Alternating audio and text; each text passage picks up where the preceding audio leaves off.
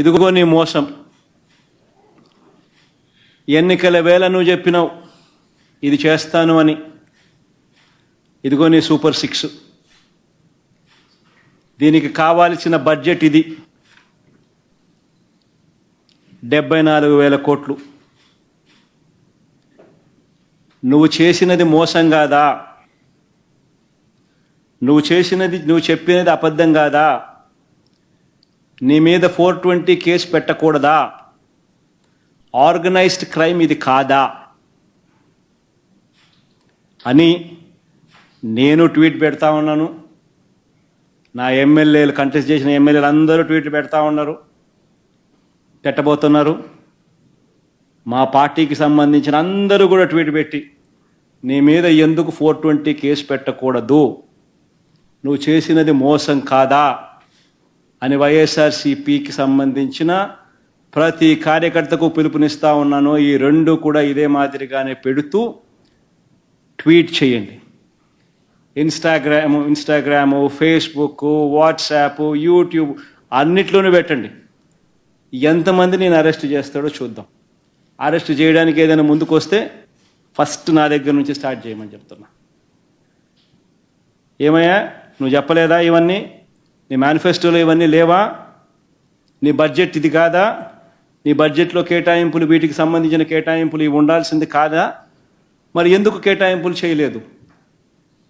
చేసినందుకు, చేయనందుకు, మోసం చేసినందుకు, అబద్ధాలు చెప్పినందుకు నీ మీద 420 కేసు ఎందుకు పెట్టకూడదు అని ప్రశ్నిస్తూ రాష్ట్ర వ్యాప్తంగా ప్రతి ఒక్కరిని కూడా ట్వీట్ చేయబోతున్నాం. కడాన అధ్యక్ష సోషల్ మీడియా సైకోలు తయారు చేశారు. డబ్బులు డిజిటల్ కార్పొరేషన్లో పే చేస్తారు, ఆర్మీని తయారు చేస్తారు. ఆ ఆర్మీని తయారు చేస్తే కడాన్ నా మీద, నీ మీద, అందరి మీద పెట్టారు. కానీ కడాన కన్న తల్లి పైన కూడా పోస్టర్స్ పెట్టే పరిస్థితికి వచ్చారు అధ్యక్ష, పోస్ట్ చేసే పరిస్థితికి వచ్చారు. ఆయన శీలాన్ని కూడా శంకించే విధంగా ఏమనాలి, మనుషుల జంతువులని అడుగుతారు. మళ్ళా సిగ్గు లేకుండా మాట్లాడుతున్నారు. ఈరోజు ఎక్కడికక్కడ మాట్లాడుతున్నారు. అంటే తల్లిని కూడా క్యారెక్టర్ అసాసినేషన్ చేసే వాళ్ళని మీరు, నేను ఒక లెక్క, ఈ రాష్ట్ర ప్రజానికి ఒక లెక్క అని అడుగుతున్నా. నేను బాధ ఆవేదనతో అడుగుతున్నా. నేను అందుకే ఒకే మాట చెప్పాను, ఎన్డీఏలో ఏ లీడర్ కూడా ఇలాంటి అసభ్యకరమైన పోస్టులు పెట్టాం. ఒకవేళ పెడితే వాళ్ళని ఏ విధంగా పనిష్ చేస్తున్నామో మన వాళ్ళు కూడా అదే మరి చేస్తా. ఈ రాష్ట్రంలో ప్రతి ఒక్క ఆడబిడ్డకు రక్షణ ఇచ్చే బాధ్యత, గౌరవంగా బ్రతికే విధంగా విధానాలు తీసుకొస్తారని చెప్పా.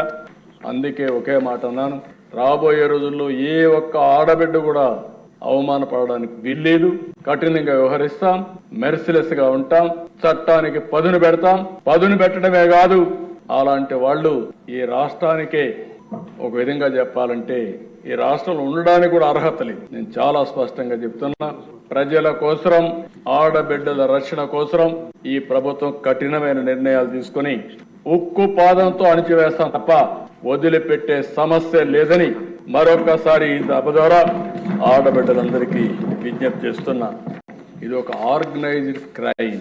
మామూలుగా ఎవరో ఒకరు ఇద్దరు పెట్టుకుంటే దాన్ని మనం కంట్రోల్ చేయొచ్చు, కానీ ఇది ఒక ఆర్గనైజ్డ్ క్రైమ్ చేసే పరిస్థితికి వచ్చారు.